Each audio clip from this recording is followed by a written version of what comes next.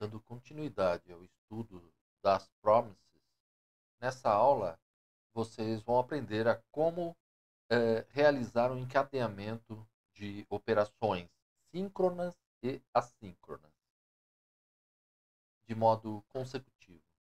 Um recurso muito bacana das promises que vocês precisam conhecer. A princípio pode parecer um pouquinho confuso, mas eu tenho certeza que você vai entender bem esse conceito, né? Então, vamos lá. Voltando aqui para o nosso código, o primeiro passo é criar um novo script que eu vou chamar de promises underline promises underline part underline underline 2 ponto html. Eu vou copiar o conteúdo do script anterior, Ctrl A, Ctrl C, Ctrl V. Vou colocar aqui e vou retirar toda a codificação JavaScript desse jeito, limpinho, tá? Na sequência, né, no browser, eu vou abrir o nosso mais novo script com o Live Server. Vamos aguardar. Abriu para outra tela, tá aqui, tá? Promises underline part underline 2 ponto html. Vou inspecionar o elemento, tá? Observar o console. Muito bem. Tá lá. Prontinho. Live Server no ar. Vamos então trabalhar com uma promise, né? Vou começar aqui para o nosso código. Indo para cá, eu vou começar criando uma variável chamada promessa, que vai receber new promise. E aí, vamos ter aqui, né, dois parâmetros sendo encaminhados para a função que nós estamos enviando aqui para o construtor da nossa promise. Serão os parâmetros resolve e reject, tá?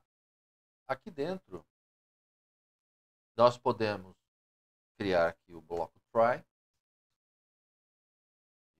e o catch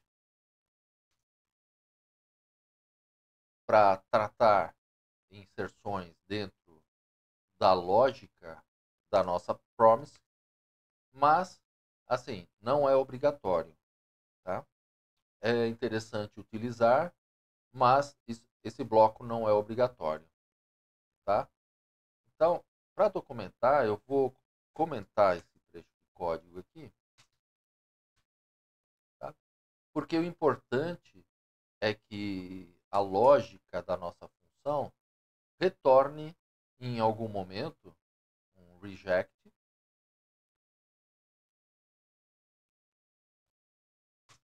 ou um resolve. Um reject ou um resolve. Tá? E aí, para a gente simular uma promise, cujo valor estará disponível no futuro, nós vamos implementar aqui uma requisição HTTP fake. Tá? Requisições HTTP possuem essa característica, né? Nós realizamos uma requisição, mas nós não sabemos necessariamente o valor da resposta. E também não sabemos o tempo que vai levar para essa resposta seja retornada para a aplicação. Então, é um ótimo exemplo para trabalharmos aqui com promises, levando em consideração o comportamento assíncrono de um valor que só estará disponível no futuro. Então, aqui nós teremos aqui uma requisição HTTP, por exemplo, para recuperar uma relação de usuários. Tá? Eu vou usar aqui o set timeout. justamente para simular um tempo de resposta, né, dessa requisição. Vou colocar aqui como sendo 4 segundos, 4.000 milissegundos. E aqui dentro, vamos considerar que a requisição foi realizada de algum modo. Tá? A gente poderia ter aqui nesse momento um cliente HTTP, poderíamos utilizar Ajax, né? Enfim, de alguma forma a requisição foi feita e teremos uma variável chamada resposta, tá? Da requisição, e vou começar aqui com um objeto literal vazio. E aí, potencialmente, nós podemos ter aqui um erro nesse processo, potencialmente, né? Então,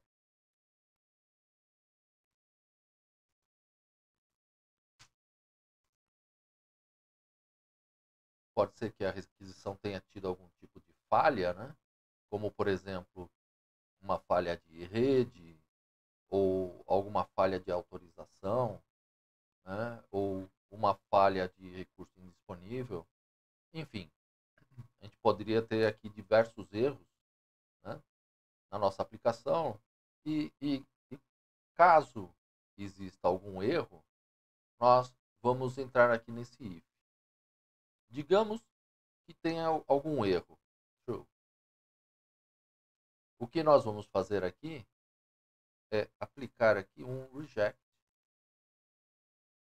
E como parâmetro para esse reject, nós vamos passar a resposta da requisição. E vamos aqui adotar uma resposta. Saca só. Digamos que a resposta da requisição tenha sido aqui um objeto, através de um objeto literal, com um código de erro. Vou colocar aqui, por exemplo, 1050 e o erro, né? A mensagem em si. Por exemplo, falha de autorização. Havendo erro na nossa requisição, né, a nossa promise vai retornar aqui com o reject, né, encaminhando aqui a resposta da requisição como parâmetro dessa rejeição. Né? Aqui eu preciso colocar a vírgula, senão vai dar erro. Né? Caso a nossa requisição seja feita com sucesso, caso não haja aqui, né, um erro na requisição, então nós vamos seguir aqui na lógica, né, false, vamos seguir na lógica para devolver no resolve. Então, vamos trazer para cá. Aqui no resolve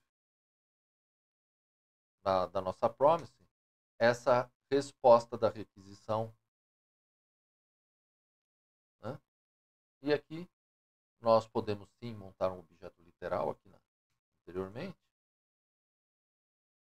né? Indicando aqui qual seria essa resposta. Né? Ótimo. Vou criar aqui o atributo 0, que vai conter um outro objeto literal com o atributo ID. Eu vou colocar aqui como sendo 1 e o nome desse usuário como sendo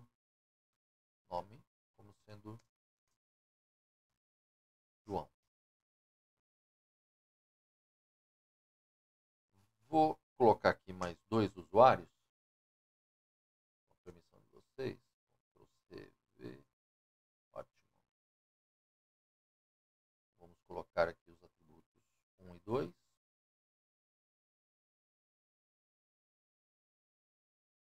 IDs 2 e 3. 2 e 3. Teremos aqui o José. aqui a Maria. Legal. Então, no resolve, esse objeto literal vai ser devolvido por parâmetro. Isso tudo vai acontecer na nossa promise após 4 segundos. Tá? E aí, podemos retirar aqui essas informações.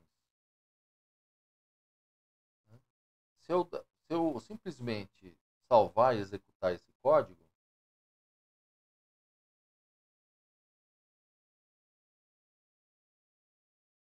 opa, deu um erro aqui, vamos confirmar o que foi. Aqui no nosso objeto literal, sim, o operador aqui é 2 pontos para fazer atribuição de valores, né, para objetos. Né? Deixa eu ver aqui. Deixa eu ver se eu coloco aqui 2 pontos. ID, nome, 2 pontos. Vou retomar. Ctrl S. Se eu simplesmente salvar esse código, nada vai acontecer. A nossa promise, ela vai ser executada em algum momento, né? A promessa como pendente, né?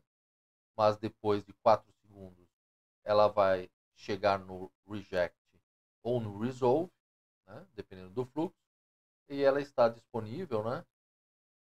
Dentro do nosso código como sendo uma promise finalizada, né? Até aí, nenhuma novidade. Mas como é que nós podemos, após esse processamento assíncrono, disparar outras operações encadeadas? Né? Simples, utilizando o DEM. Né?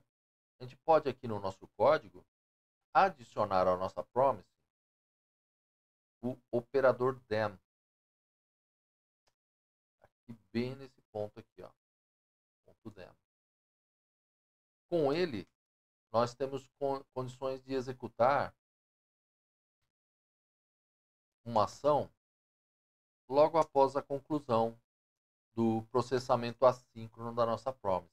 Ou seja, assim que a nossa promise disparar o resolve, então aqui nós podemos recuperar o parâmetro do resolve.